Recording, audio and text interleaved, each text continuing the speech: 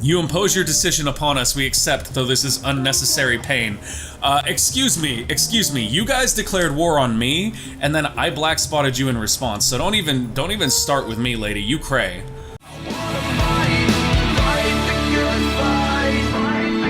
Let's get good. I am the gamer under development, and this is Endless Legends Symbiosis. We are playing with the ELCP, although I haven't updated in a while, so I'm probably running an out-of-date version of it. So I'll have to take care of that soon.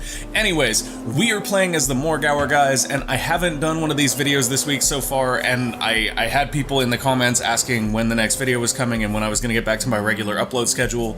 So as I go around and work through the population on the cities, which you guys have seen me do hundreds of times before, I'm sure, I'm going to tell you guys a little bit about what's going on and why I haven't put any videos out this week and etc. So, anyways, first of all, we're going to check this city out. Looks like we're doing influence here, which I'm guessing means that, yeah, we're working towards an empire plan next turn, so we do need to be mindful of that. I think the main thing to check here is food, particularly in this city. Mill foundry in one turn, food or population in one turn. I'm going to go for population here because, oof, no, that's a tough choice, isn't it? No, I'm going to go for population. Getting population a turn faster is a force multiplier, so we'll do that. And there, I didn't really talk about anything, did I? Anyways, so the reason why I have been sort of taking a little bit of a hiatus is because I was getting kind of burnt out, and I needed a little bit of a break, but I've also been working on promoting one of the more creative ventures here on the channel, which is like my pro wrestling show. In fact, ta-da! That's what I did yesterday right there. Instead of videos, was I made a promotional poster for our big pay-per-view, which is going to be on the channel here and on Twitch. I'm going to take that down though. Maybe that's something you're not interested in, that's totally fine. There are completely different audiences that watch this channel for different things, and I understand and respect that. Like, I haven't forgotten about the Endless folks. I'm just really enjoying doing something that's a little bit more creative than, you know, unedited Let's Plays. So I'm looking at moving that direction with our Endless Legend content too. I'm just not sure how or exactly what that entails for us, you know? Like, I would love for the content to become much more creative and yeah, just that, more creative and more interesting to work with. But I'm not sure how we want to do that, and I am working with some of the moderators and stuff to come up with ideas. Like, we've talked about things like highly edited playthroughs where you just kind of see the story points for each faction. And how that would be kind of cool. So I don't know. We're working on something for that in the future. In the meantime, though, you can count on seeing Endless Legend content. This week I'm just a little light because I am taking some time for myself and to work on, you know, that other venture. That being said, though, there will always be Endless Legend content running on here for sure. So don't think that this is gone or that we're not gonna. No, don't go there. Oh well. I think they're close enough. Yeah, they're close enough. That works. So don't think that it's all just gonna disappear or something, because that's not gonna happen. Okay. So I think once we finish moving these landlocked guys, potentially looking for more pearls, we're gonna end our turn here. Doesn't look like there's any pearls within the vicinity. I'm gonna start sending him over this way, because we don't have vision here, which means there could be pearls over here. And then, where else? Up here we have a Vor. And I believe that this Vor was put out to help defend that region, but we may also bring it down here. No, I'm going to send that Vor up to defend regions, and I'm not sure if we want it over here. We already have two going that way, so I'm going to send him up there to defend that. It's going to take him a while to get there, and the fact that it's winter is still inhibiting us in a lot of ways. However, I do want to show you guys something here real quick. When winter is over, and this is important because this is what I've been trying to build towards the entire time. Like, a lot of people will watch me play this game and they'll criticize my playstyle because I don't play the way that most people expect. Like, I don't sort of beeline for military and for conflict, and I'm not always prepared for military conflict. Usually what I'm doing is I'm beelining for a strong economy, off the back of which I can field any military conflict that I want. And we're kind of getting there with this region right here. This volcanic region I was telling you guys was going to be phenomenal for us. Let's put a Leviathan at the top of the queue. So Leviathan right here is a great naval unit. This thing will dominate once we get it in the water, right? Problem is, we need to produce them quickly. Well, look at that. That's 3 turns. We're never going to make it. If we're getting a Leviathan every turn, then we can start fielding big, powerful navies and regain control of the oceans. However, what I really want to see here is how many Leviathans we can get in a turn. Only one right now, but if we can increase the production here even more, we can reach a point where we can put out 2 Leviathans a turn, and at that point, we get that force multiplier effect again, where we just boom straight through stuff.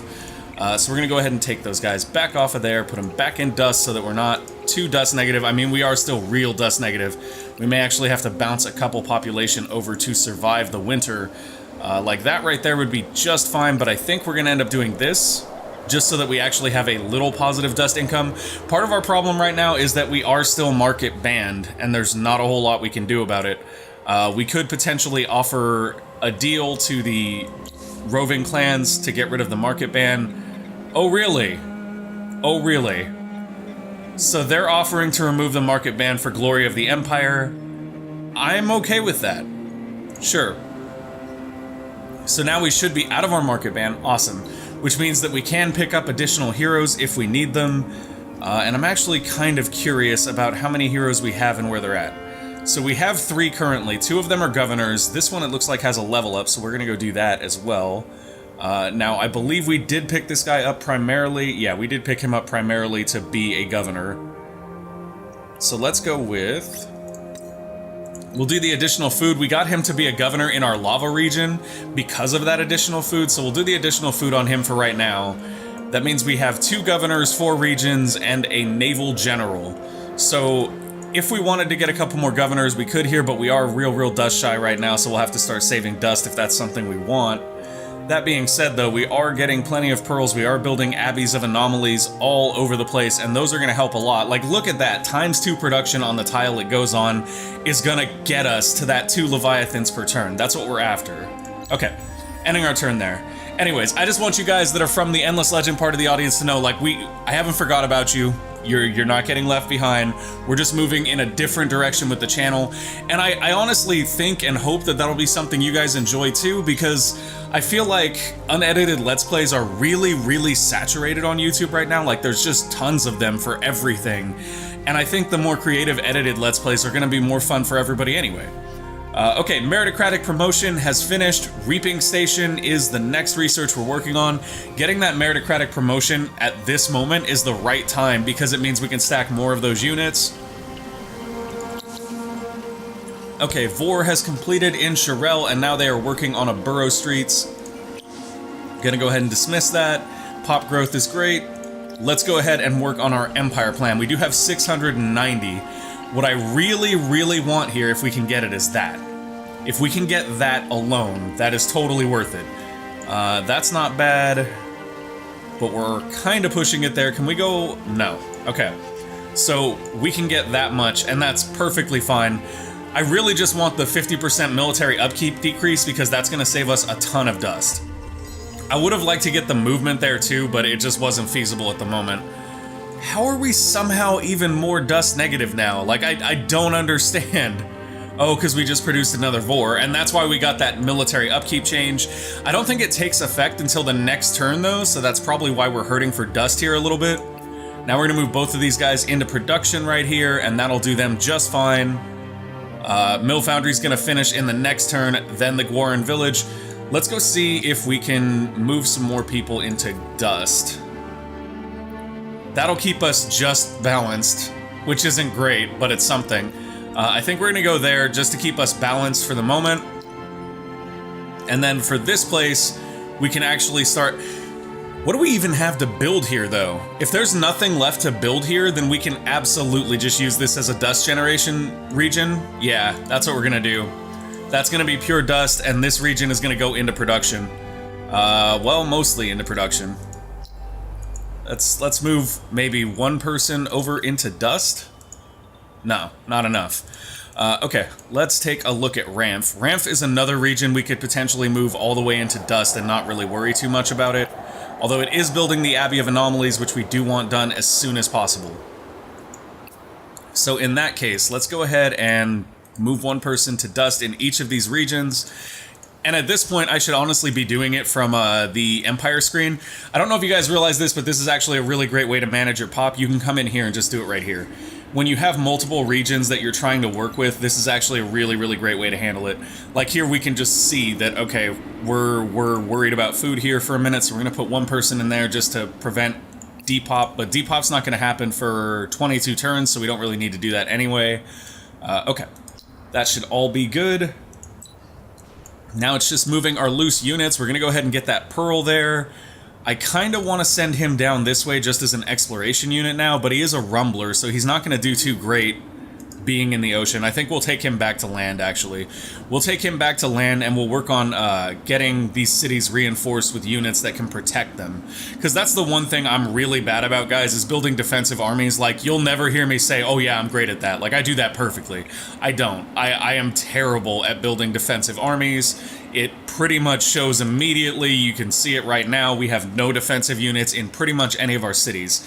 Let's put a cargo dock down there as well, because that's going to be huge for us. And we'll move the cargo dock up top along with all these other things, which we're going to finish relatively quickly. My goal here is that once we leave winter, we should be straight into Leviathan production. And if we can do that, then we can regain control of the seas here. And that's what I really, really want. Yeah, garrison that unit as well. Everybody in. Everybody in. Protect our facilities. You two, get in there. Go.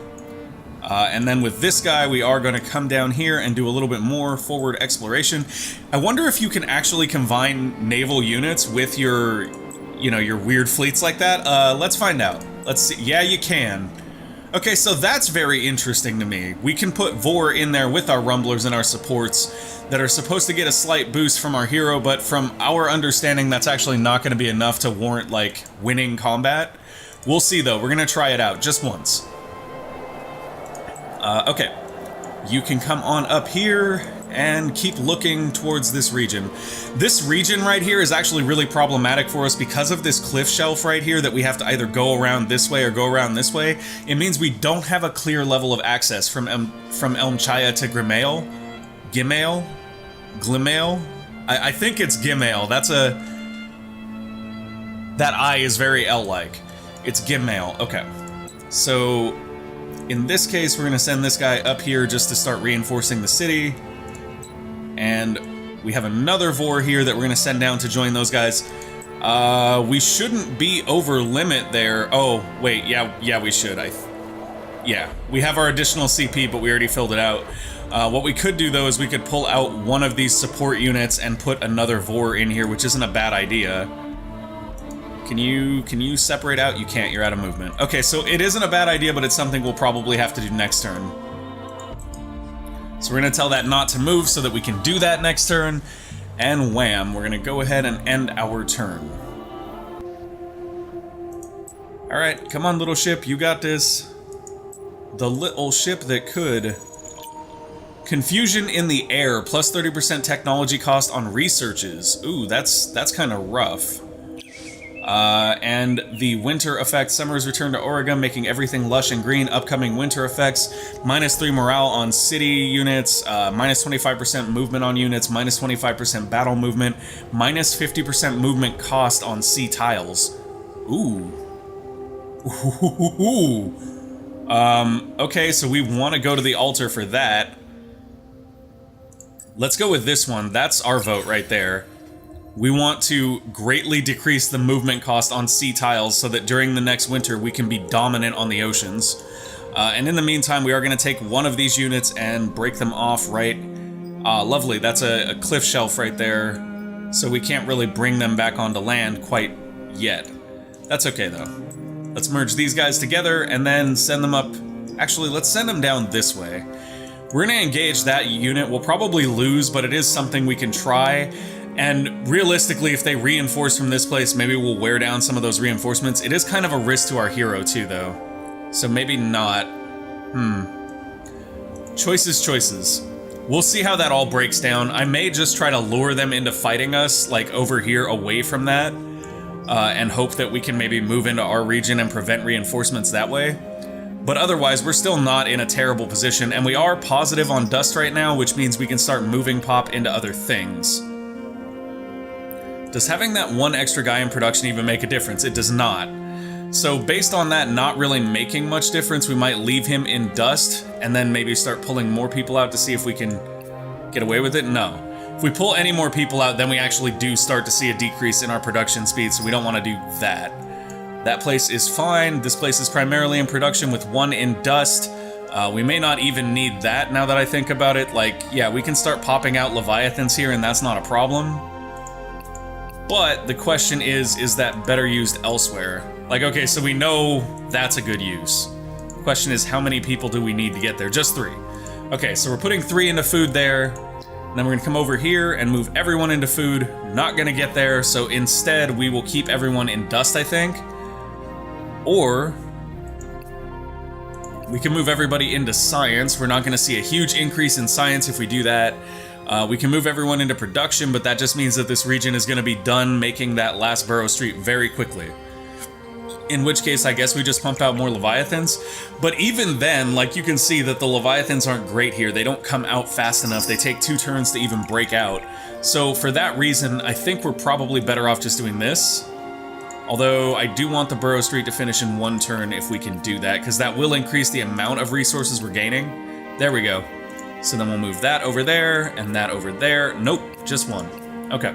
So that's fine. That should get us the most dust we can get out of that, as well as getting that burrow done in 1 turn. Once that burrow is done, I legitimately don't know what we want to produce, and I think that now might be a good time for us to start looking at pearl hoarding so that we can make stockpiles. Oh, really?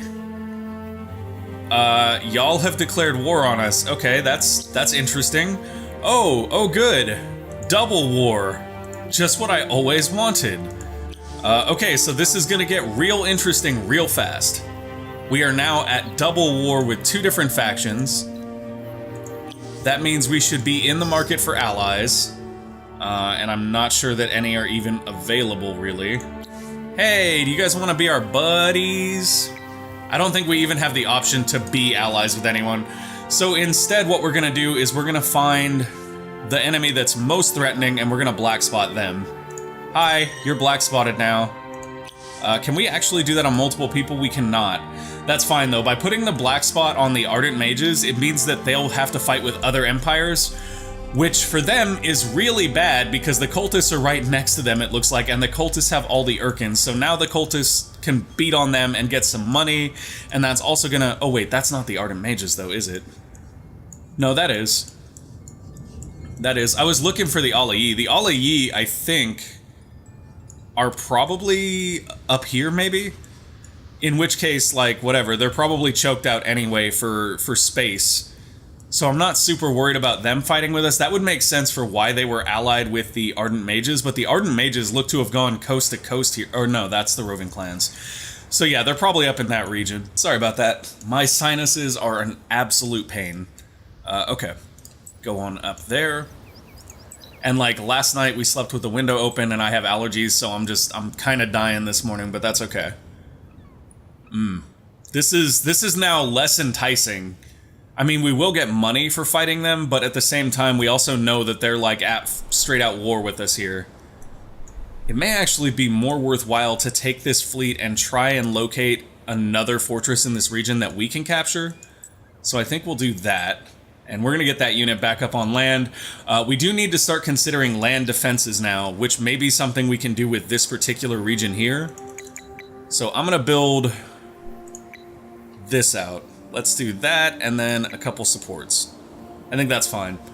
Yeah, we're going to start producing more and more land units here just to work as defenders in each of our cities, and we aren't going to take them out of those cities. They're just going to stay garrison there, unless we need to break them out to go pearl hunting or, you know, something quick like that. The problem is that when I break people out to go pearl hunting, we end up losing them all over the place, and they never make it back usually, so I do gotta be careful about that. Okay, that is just boarding pods. Trying to make sure that we're not, like, missing some army that's gonna be knocking on our door here any minute. In this region, we don't need cheap ships right now. We do need those, and then a couple supports. That'll be just fine. Okay. And we should probably take a look at this city since it is our most vulnerable city at the moment. They definitely need more things, but I don't know what exactly we want to rush with them. If we are able to accrue a little bit of dust, we could use that to rush some things here too, but I don't know that that's actually going to be viable for us. Such decisions, such choices. Let's see. No, let's get dust here. Let's get as much dust as we actually... There is a much better solution to that. Where are you at? Happiness improvements. We want that, and we want glory of the empire as well. These are going to give us happiness and influence, which is one of the biggest problems with starting a new city. We're also going to get the central market because that'll produce food and dust. And yeah, I think that's all we can really do, is try to push through the production side of this stuff. Building the cargo docks here might actually be very beneficial to us too, though. I'm just not sure where we want to build it, because I don't think... Regardless of where we build it, I don't think we can actually upgrade our city to level 2 because I put this in the wrong spot when you think about it. That's okay, though. Getting the cargo dock is much, much more about us just having a lot more resources from it. How long will that take? That'll take quite some time. We're gonna get our extractors here first, and our production improvements, obviously. Okay. Jump over here. You're moving towards that region, which is fine. We'll probably end up moving units into this region to defend it early on, because we don't want to waste production queue from this city on making units, because they will take a long time to make down there, and they're not going to offer enough benefit for that. Here we go. Rumbler, rumbler, rumbler. Get where you need to be. Good man. All right, defend that city. So now we have one defending unit, and we're at war with 2 different faction guys. That's what you call nailing it. Okay, what are you? You are just a loose support unit that we are kind of using to scout now, I guess. Although, actually, we could send this support unit somewhere and use it as a reinforcement. Why would you go all the way around instead of just going in? Just go there. I don't know what's up with your pathing. You impose your decision upon us, we accept, though this is unnecessary pain. Excuse me, you guys declared war on me, and then I black spotted you in response, so don't even start with me, lady, you cray. Okay, let's end the turn. How dare you start a war with us that we declared? Okay. So you're gonna keep moving this way, because we really don't want a direct confrontation. The cultists have just completed patriotic propaganda, minus 50% expansion, disapproval generation on cities. That's actually really, really good for the cultists. Like, kudos to them for grabbing something that's gonna help with their approval rating. Hey, tell me you guys are fighting them too, because if you are, we can be buddies. I kind of wanted that anyway. We wanted to ally with the Broken Lords, we just don't have the tech to, and maybe that's something we should be looking at. There we go. Yeah, we're gonna pick that up for sure. That is next in our queue after our reaping stations. And alright, 2 Abbey of Anomalies complete this turn, as does a Burrow Street and a cargo dock. Obviously, we are building out this turn pretty well. Okay. We're gonna be moving through stuff very, very quickly here at this point. We should potentially look at our population gains, though, again. Yeah, and that's why, because getting 1 pop right there is actually really good for us. Question is, do we have to leave everyone in there? And the answer is yes, we do, which is fine, because what we might do is that. That'll keep some production going for us. We'll still get 2 buildings produced next turn, but we're also going to get a pop growth there. Basically, rushing pop in this region is going to be super force multiplier on the production and turn this into its own sort of house. It's just going to pump out whatever we need very, very quickly. This thing is fine. Actually, if we do that, no.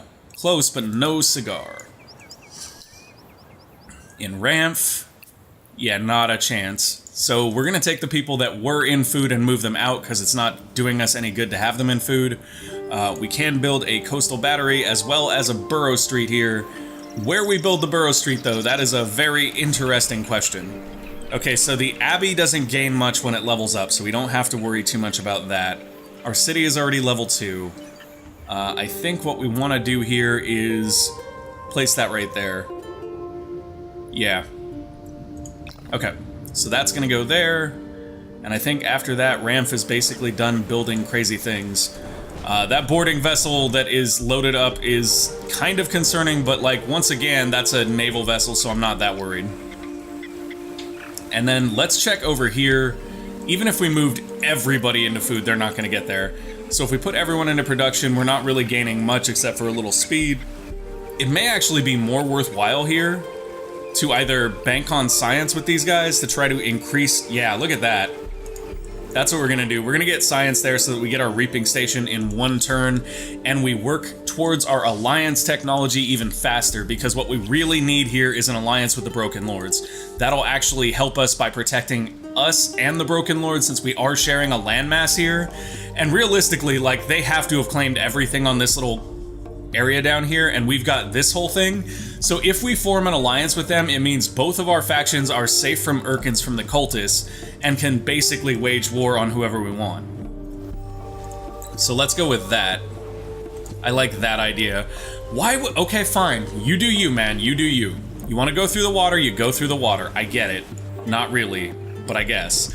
Go ahead and garrison in that city, please, which means that we need one less support here, which is fine. Once those are all done, we can start building other things here. It does not look like we built the Abbey here yet, so if we get enough pearls, we'll probably do that. Okay. I think that's it. Done. Hey, can we actually see the score? I thought you couldn't see the score in ELCP. Yeah, you can't.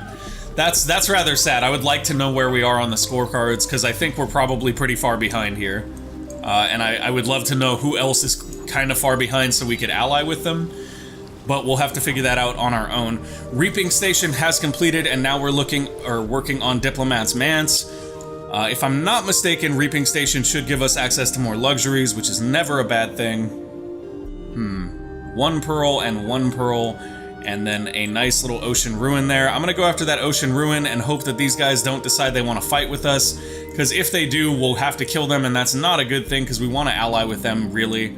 Let's move this guy over here and garrison him in this city. That'll keep that city somewhat defended. Like, obviously that's not enough, but it's something. Elmchaya has grown. Excellent. Construction's completed all over the place. Awesome. Let's go to Elmchaya now, because we do want to move everybody out of food, since we're not going to be able to get another pop there that quick. Almost, though. Look at that. Okay, everybody back into production. Oh yeah, we'll be done there in 2 turns, and then once we are... we can either start mass-producing Leviathans, or we can move this into, like, dust, or science, or something crazy like that. Maybe even influence. Actually, influence wouldn't be terrible either, but let's go with dust. And then, honestly, if we wanted to, we could start destabilizing some of the minor factions in our enemy's territory so that they pump out units and we can start catspawing them, but in order to do that, we would have to actually make landfall over there, which is something we haven't really done yet. Alright, come on ships, you got this. I really, really hope we don't end up fighting the Broken Lords here. In fact, I may actually stop and let them move first so that we don't end up crossing paths with them, because we don't need to go to war with them. You feel a surge of ancient magic as a great colossus, one of the guardians, is brought to life. The spirit of Auriga may be fading, but great strength remains, though perhaps sufficiently advanced science might thwart that ancient power. Okay, so a guardian is now walking the earth. Yeah, here we go. Enough rumors from enough sources might just be fact. Wanderers and hermits tell of an old ruin wherein lie sleeping deathless angels or winged demons, created to destroy beings whose strength derive from dust.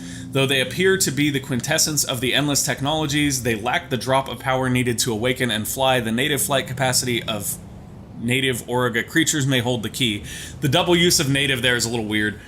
With an army composed of only a single flying unit of level 4 minimum, search the highlighted ruins. The flying unit will be consumed in order to reanimate the sleepers. 320 dust. So that's kind of worth it, but it's not something I'm necessarily going to chase. Yes! Okay, we have a dust eclipse. That means we get a lot of ocean movement. With that dust eclipse, I think our priority here changes a lot. No, not Leviathans. Give me my cheap ships. Yeah, our priority here is going to change a lot. We need to get out as many Leviathans as we can while we have this movement speed increase, because that means they can really get out there and make an impact. 1, 2, 3, 4, 5, and 6. Right there. And then those will go out within 4 turns. Probably going to lose our Dust Eclipse before then, which is kind of sad, but whatever. In the meantime, we will take advantage of it to get as much as we can done while we're out here. Oh, wouldn't that just be horrible if we happen to stumble over there and wreck them? I think that would be the saddest thing in the world, guys. Construct an influence-related building to get 20 dust orchid. Tremors indicate something terrible is happening near the ruin, but whether it is a volcano, an earthquake, or a coming leviathan, you cannot tell. The boat full of Fomorian pilgrims anchored there doesn't care, however, as they claim this site is holy to their study of what once was, without which they cannot make proper decision to determine what might be. You can only hope to convince them to relocate and share their knowledge if you take a bit of effort. Okay. That's totally fine. We do see our next naval facility down there. We could go after that. There are fire ships en route, and they actually have a higher number of fire ships, which is not exactly inspiring. So we're probably going to move away from there, which means they will probably cap that before we get to it, but thankfully we're at war with them, so who cares? Unfortunately, though, that is all the time we have for this episode, folks. If you enjoyed it, go ahead and click that like button. If you want to see more great content here on the channel, ranging from 4X to Fire Pro Wrestling to visual novels at this point, go ahead and click that sub button and make sure to ding that bell notification, because every time you ding that bell notification, one of our oceaned land units kicks the crap out of an actual ocean unit. We hope. Thank you guys for watching, and I will see you next time. Bye!